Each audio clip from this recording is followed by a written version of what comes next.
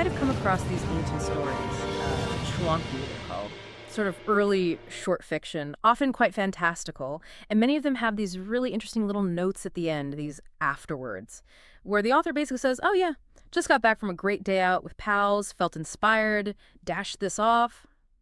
It gives you this strong impression, doesn't it, that Tang officials were just constantly at leisure, writing stories between parties. But, was that really the case? Was life just one long holiday for them? That's exactly what we're diving into today, that perception versus, well, the likely reality. Our mission, really, is to peel back those layers, look at their daily lives, their work, their holidays, even their travel, and figure out what was actually going on behind the scenes when these really captivating stories were being written. How much free time did they actually have? Okay, so let's start with holidays. Days off. We think about our modern system, but they had theirs too. The Han Dynasty before them, they apparently had 1 day off every 5. But the Tang, they switched to this Zhongxiu system. And that sounds, well, tougher light. 1 day off every 10 days. It does sound stricter on the surface, yeah. You'd think, wow, they're working more. But that's not the whole picture, not by a long shot. The Tang Dynasty was actually pretty generous with other holidays. Loads of festival days throughout the year. And importantly, they had these 2 big vacation blocks, 15 days off. 15 days? Yeah, 15 days each during the 5th and 9th lunar months, which were generally nice weather months. Yeah. And it wasn't like a national shutdown. Officials could kind of arrange their own travel during those times. Wow, okay. So if you add the Zhongxiu days, the festival days, and those 2 15-day blocks, what does that add up to? Well, theoretically, it comes out to around 100 days of vacation per year. 100 days. That's actually really comparable to today, isn't it? It really is. Yeah. So maybe that initial impression of leisure, at least in terms of time off, isn't so far-fetched after all. Okay, but days off for one thing. What about the actual workday? Right, let's get into that. If you were working in the central court, especially in the early Tang, life seems, well, relatively comfortable. Yeah. They'd start work at sunrise, which, okay, in summer, that's super early, like before 6 a.m. Oof. Yeah, definitely early. But the key thing is, they were often done by noon. They'd grab lunch at the office canteen, the shatang, they called it, same word used today, actually, and then basically head home. The rest of the day was theirs. Okay, that sounds pretty good. But things changed, right? You mentioned the An Lushan Rebellion. Yes. That was a huge turning point, a really devastating civil war, and it changed a lot of things. After that, many central government departments shifted to an alternate day work schedule. Working every other day, why? Well, the official reasons were often, not enough work to justify daily attendance, or we don't have the funds for the canteen every day, things like that. There's this great little story about Chancellor Zhang Yanchang. After the rebellion, he tried to get his department back to working every day. He was worried about work piling up. Makes sense. But he actually passed away not long after making that change. And apparently, almost immediately, they switched right back to the alternate day schedule. Seems like people preferred it. Wow, so working every other day. Exactly. And it's really interesting because this period, when many central officials had significantly more free time, lines up really strongly with when Tang Chuanqi fiction really starts to flourish. Okay. The connection seems pretty clear then. More free time, potentially more writing. It certainly makes you wonder, doesn't it? It's sort of a classic example of how big societal shifts can accidentally create space for other things, like, well, art and literature. Okay, so that's the central court. But what if you were stuck out in local government? Was it the same cushy deal? Oh, definitely not. It was a much tougher gig out in the provinces. Their workday was typically split into 2 sessions. Yeah, a morning session from sunrise until about 11 a.m., then a lunch break, and then an evening section that started around sunset and could go on until 9 p.m. Ouch. That's a long day. Sunrise to 9 p.m. with a break. It was a serious commitment. And we know officials weren't always happy about it. We see evidence of resentment, especially from lower-ranking officials like county deputies who had heavy workloads. Poets like Gao Shi and Li Shengyin, both respected figures, actually wrote poems complaining quite openly about how hard the work was in local posts. And you really see this contrast with Bai Jui, the famous poet, right? His experience sounds almost night and day. Yeah, absolutely. When Bai Jui was working as a collator in the capital, his poems are full of this, relaxed vibe, almost humble bragging about his easy life. Humble bragging? Like what? Oh, poems about wandering alone in spring, enjoying nature, feeling lazy, having a peaceful heart, just generally loving his free time. Sounds nice. But then he gets transferred to a local post, and his tune changes completely. There's this one incredible story where he gets a letter from a friend who's on vacation talking about how wonderful it is. Uh-oh. And Bai Jui is literally in the middle of judging prisoners at the time. He gets so envious, he fires off this really incensed poem right back at his friend. You can just feel the frustration. Wow. Okay, so local officials definitely felt overworked. They certainly did. But it's worth remembering that this is their perspective. What did outsiders see? Most ordinary people back then couldn't read or write, so we don't have their records. But luckily, we do have accounts from foreigners who visited Tang, China. They offer this really valuable outside view. Like who? Well, one of the most famous is the Japanese monk, Enin. He kept a detailed diary of his travels in China. And what did he say about the workday? His diary actually confirms that two-session structure for local government. So the official system was real. But he also includes these fascinating little details. Like, one time he needed a travel permit. You know, like the one the monk Xuanzang has in Journey to the West. Right, the official pass? Exactly. So Enin goes to the local prefectural office during the morning session to sort it out.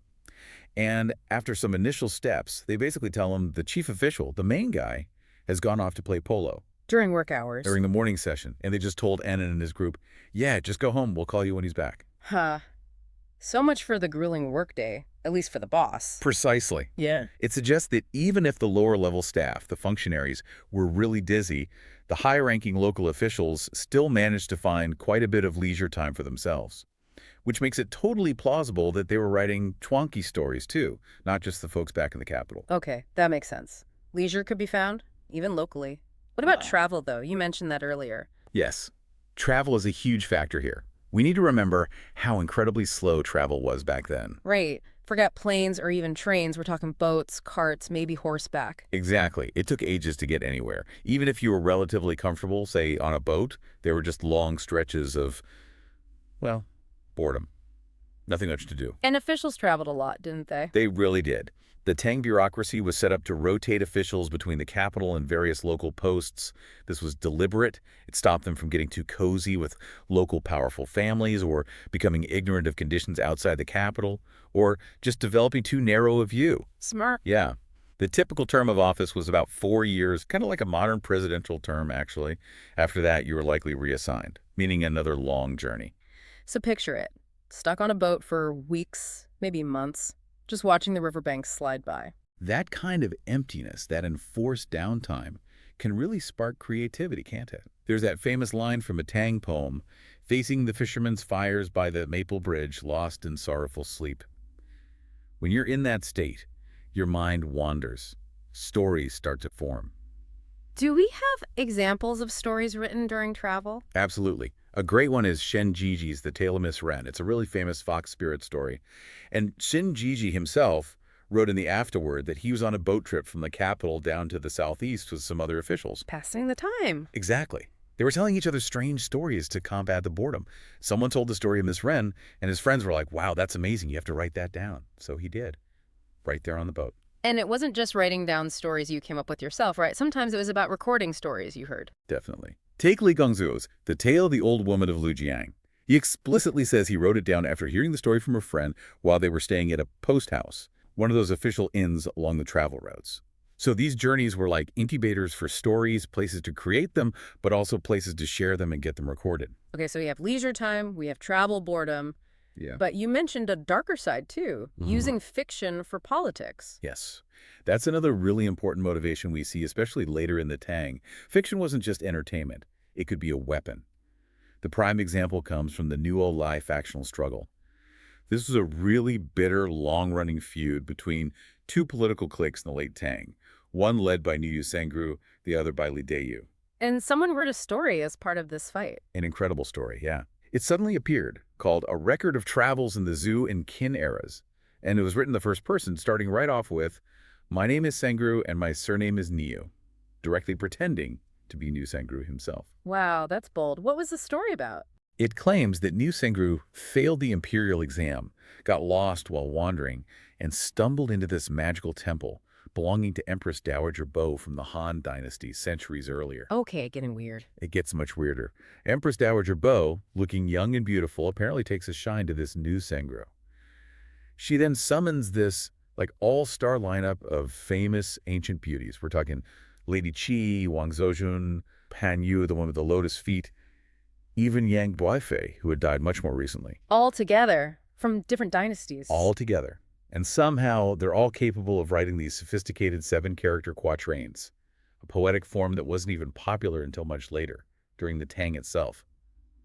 Big anachronism there. So what happens with Nier and all these famous consorts? Well, the climax is pretty wild. When it's time to call it a night, Empress Dowager Bei basically asks which of these beauties will spend the night with Scholar Niu. Seriously? Seriously. There's some discussion, and eventually she picks Wang Zhaojun. Right here. The reason given in the story is that since Wang Zhaojun had already been married off to foreign chieftains, she was considered sort of unconcerned with traditional rules and could make her own choice. Okay. So Wang Zhaojun spends the night with the fictional Niu Sengru, and the story ends with all the other consorts weeping when he leaves the next morning.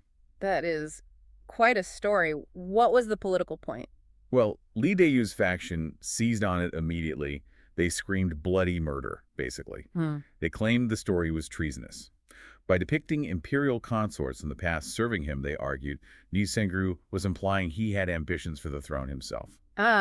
Using the consorts as symbols of imperial power. Exactly. It was a serious accusation. But Emperor Wenzong, who was known for being relatively tolerant, looked at it and basically said, nah, this is obviously fake. Niu Sengru wouldn't write something this blatant. And he dismissed the whole thing. So the political attack failed. It did, thankfully, for Niu. But the story itself lived on.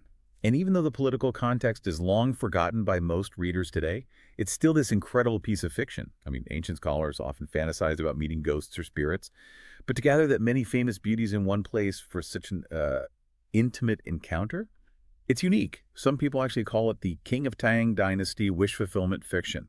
It really shows how stories could be twisted for political ends. So when you look at why these Chuanqi stories were written, it's really a mix of things, isn't it? Sometimes it was practical, maybe trying to gain favor or attack an enemy. Sometimes it was just a sophisticated way to kill time during those long stretches of leisure or travel boredom. It wasn't just one thing. These stories came out of a really dynamic, complex society. It really makes you think, though, about our own time, how much of what we create or share, even just casually online or whatever, is shaped by things we don't even notice, like our work schedules, how much free time we have, maybe even political tensions or social pressures that are just sort of in the air. It's something to ponder for sure. Absolutely. And that idea of underlying social structures influencing things ties in perfectly with where we're going next time. We'll be diving deep into a really crucial concept in the Tang, Guanyin. This obsession with lineage, family background, social standing, it dictated so much of Tang life, shaped customs, and you definitely see its echoes all through the themes of Tang Chuanqi. It's going to be fascinating. Looking forward to it. If you found this discussion useful, maybe learned something new, definitely hit that subscribe button. We do these deep dives regularly, exploring valuable ideas. We appreciate you tuning in. Yeah, thanks for joining us.